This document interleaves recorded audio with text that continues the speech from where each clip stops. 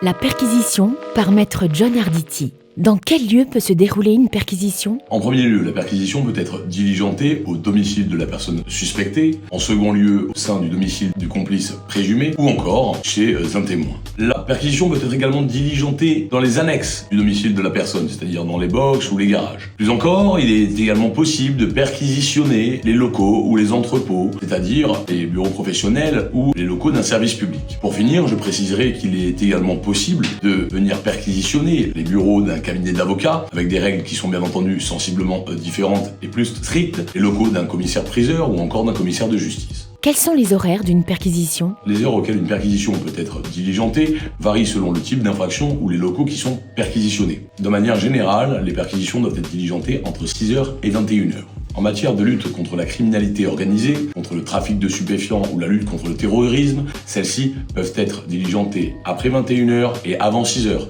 C'est ce que l'on nomme les perquisitions dites de nuit. En matière de proxénétisme et de lutte contre la prostitution, il est possible de diligenter des perquisitions à tout moment. L'occupant doit-il être présent et donner son accord à la perquisition ? Les règles diffèrent également selon le type d'enquête. En matière de flagrant délit, l'accord de la personne n'est pas obligatoire. L'OPJ va pouvoir finalement user de la force pour entrer dans les lieux. En cas d'absence de l'occupant, si l'OPJ arrive à le contacter, il va lui demander de désigner une personne pour être témoin lors de la perquisition. Si bien entendu il ne parvient pas à le faire, il devra solliciter 2 personnes qui seront témoins qui ne relèvent pas de son autorité administrative. La perquisition se déroule donc en présence de l'occupant, mais il est possible que ce dernier soit absent. Dans ce cas-là, l'OPJ bien entendu va solliciter l'occupant pour qu'il désigne une personne qui sera témoin de la perquisition. À défaut de désignation d'une personne, dans ce cas-là, c'est un témoin ou toute personne qui sera sollicitée et 2 devront être désignés, ne seront pas des personnes qui relèvent de l'autorité administrative, du gendarme ou de la police qui diligente l'enquête et la perquisition.